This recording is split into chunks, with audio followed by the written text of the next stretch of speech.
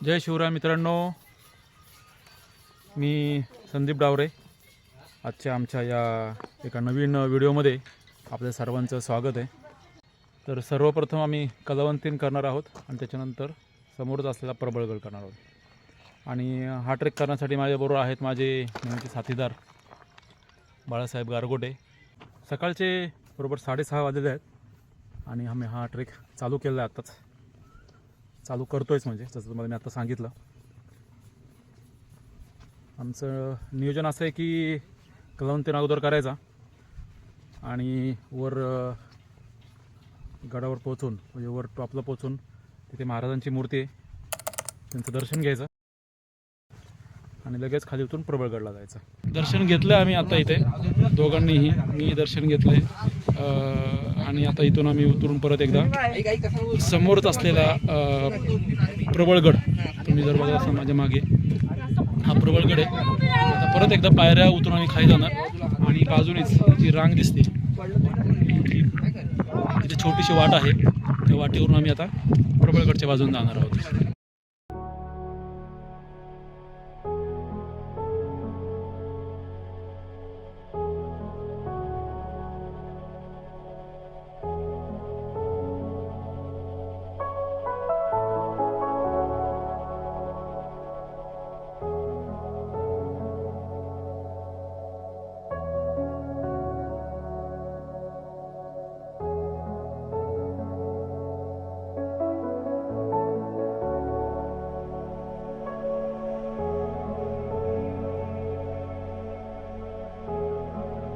वरून कलावंतीवरून खाली आलो आहे. खाली आल्यानंतर जी वाट खाली येते त्या शेजारी एक गुफा आहे, तिथे आम्ही जाऊन आलो आतमध्ये. आणि ही जी वाट आलेली आहे ही आलेली आहे गावातून, माचीवरून. आणि सरळ जेव्हा तुम्ही खाली येता तेव्हा सरळ एक वाट ही जी दिसते ही जाते प्रबळगडाकडे. फक्त ही वाट जी आहे ही गावकऱ्यांनी आम्हाला सांगितलं की थोडी धोक्याची आहे, कारण मध्ये मधमाशांचे पोळे आहेत. तर त्या जर मधमाशा उठल्या तर काय अवस्था होईल हे मी न सांगणेच बरे. त्यामुळे जरा जाताना काळजी घ्या. कोणीही डेओ स्प्रे वगैरे अंगावर मारून जाऊ नका.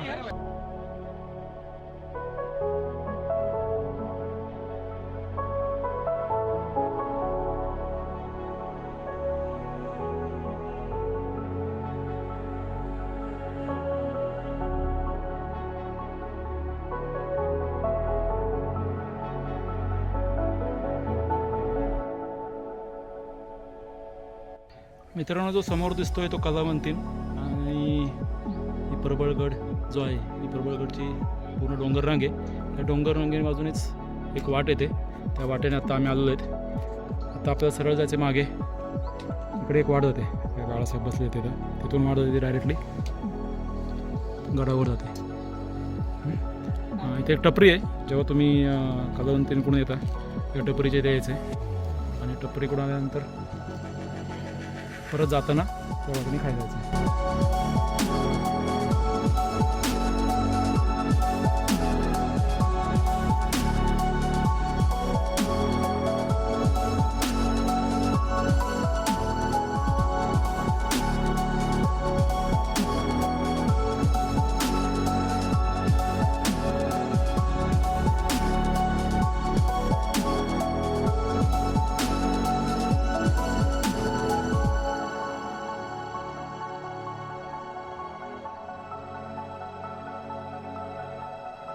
मित्रांनो, आम्ही मगाशी जिथे चहा पिला, रेस्ट घेतली, ती टपरी, त्या टपरीपासून जो चढ चालू होतो हा कंटिन्युअस आहे. अजून आम्ही चढतोयच आहे. एक 20-25 मिनटं झाली असतील आम्ही चढतो आहे आणि खडी चढाई आहे, त्यामुळे दमचक होते. किती वेळ झाला असेल आपल्याला? 20-25 मिनटं झाला असेल. नाही, तिथून टपरीपासून 20-25 मिनटं आले आणि अजून चढतोयच आहे. आणि आता ऑलमोस्ट संपलं आहे. खालून पूर्ण खालून पूर्ण आलो आहे आम्ही मागाशी टपरीपासून. मित्रांनो, साधारण एक 30 ते 40 मिनटाची चढाई करून आल्यानंतर आपण पठारावर पोहोचतो. इथे एक टपरी आहे, इथे तुम्ही येऊन चिल होऊ शकता. स्नॅक सेंटर आहे, तुम्ही खाऊ शकता भरपूर काहीतरी. तुमच्या बाळासाहेबांनी ते ऑर्डर दिली मॅगीची. ते मॅगी खाणार आहेत, लिक्विड मॅगी. मॅगी खायची नव्हती पण ताईंना थोडासा आपल्याकडनं हां, ते सोशल ॲक्टिव्हिटी करत आहेत इथे मॅगी खाऊन. ताईंना काहीतरी मेहनतीसाठी त्यांच्या ते मॅगी घेत आहेत.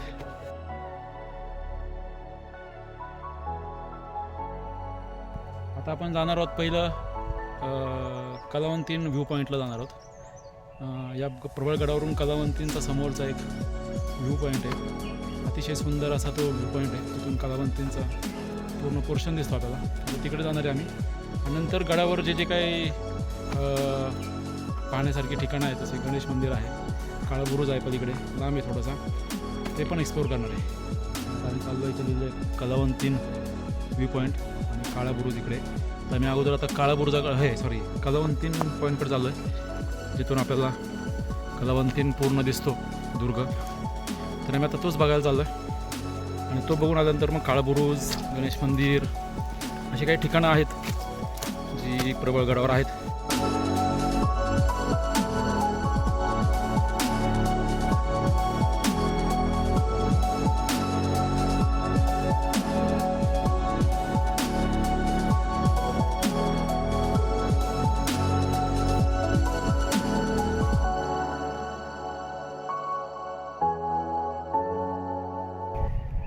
मित्रांनो, हा आहे कलावंतीन, जो प्रबळगडवरून आपल्याला दिसतो. म्हणजे डोळे साठून ठेवावा असा त्याचा हा व्ह्यू.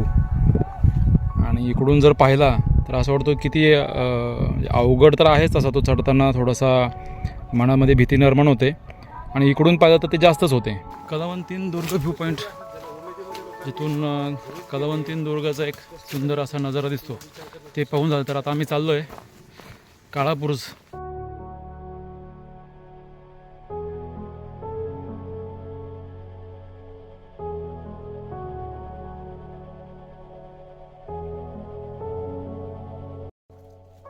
आता वाजलेले आहेत 11:30 वाजून गेलेत, 11:45 आलेत. आणि आता आम्ही चाललो आहे काळ्या बुरुजाकडे. आता काळा बुरुज बघून नंतर काय काय वाटेत जे दिसेल ते आम्ही आता बघणार आहे. मित्रांनो, काळ्या बुरुजाकडे जाताना वाटेत तुम्हाला काही पडके अवशेष दिसतात राजवाड्यांचे, जे त्या काळी बांधले गेले असेल. आपण आतमध्ये जाऊन बघूया काय आहे. पूर्ण आलं माझा फोटीत पड नाही.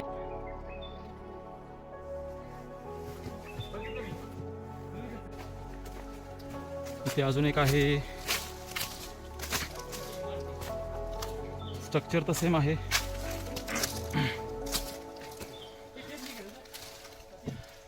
म्हणजे पूर्ण गचपान झालेलं आहे. अजून एक पुढे, हा एक तिसरा. असे 3 तर इथं दिसलेले आहेत आम्हाला अवशेष राजवाड्यांचे पडके. आता हे कधीचे आहे त्याचं नक्की काही सांगता नाही येणार. अजून एक आहे, हा एक अजून आहे, हा एक अजून आहे. हा मोठा आहे, हा एवढा उंच आहे, चढायला ह्याची कशी जागा असेल बघा. आणि जंगलात असलेले हे राजवाड्यांचे पडके अवशेष.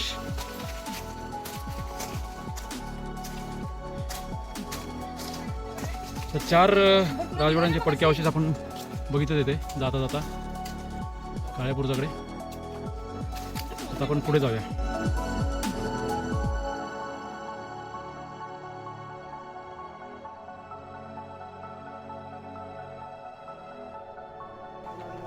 मित्रांनो, इथे एक गणपती मंदिर आहे छोटंसं, पण बाहेर एक नंदी आहे. आणखी इथे एक नंदी आहे. गणपती बाप्पा मोरया. मित्रांनो, टपरीकडून जेव्हा आपण काळ्या बुरुजाकडे येतो तेव्हा वाटेत मी तुम्हाला दाखवलं की काही राजवाड्यांचे अवशेष आहेत. त्याच्यानंतर पुढे आल्यानंतर एक गणेश मंदिर होतं आणि त्याच्या पुढे आपण आत्ता आलेलो आहे. आणि हा काळा बुरुज बरंच लांब दिसतोय.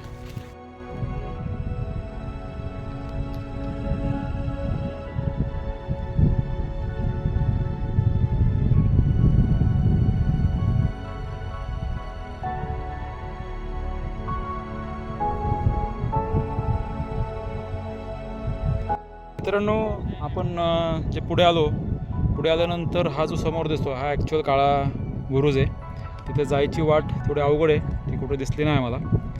पण त्याची जर तुम्ही बांधकाम जे आहे ते दगडामध्ये कोरलेलं आहे. एक गेटसारखं आहे मध्ये. बुरुजाच्या इथूनच एक वाट जी आहे ती डायरेक्ट इर्शाळगडकडे जाते. ही जी डोंगर रांग आहे पूर्ण, ही डोंगर रांग जी आहे ती पुढे इर्शाळगडकडे जाते. हा जो पुढचा आहे तो इर्शाळगड आहे. हा प्रबळ गडावरील प्रसिद्ध असा काळा बुरुज तिथे आपण आता आलेलो आहे. आणि ही पसरलेली खालची सगळी डोंगर रांग.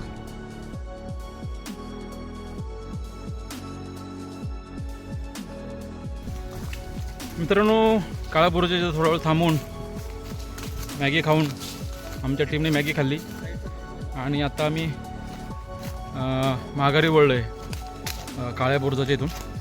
आता परत टपरीजवळ आणि टपरीपासून परत खाली माचीवरून खाली तिथे गाडी लावली सकाळी, तिथे जाणार आहे.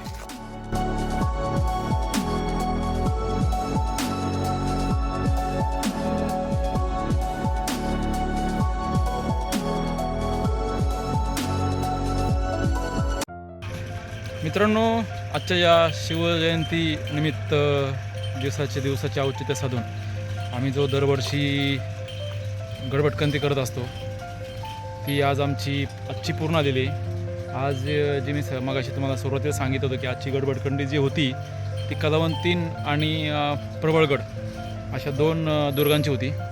सकाळी 6:30ला आम्ही या पॉईंटवरून चालू केला होता, जे स्टार्टिंग पॉईंट आहे या दोन्ही गडांचं.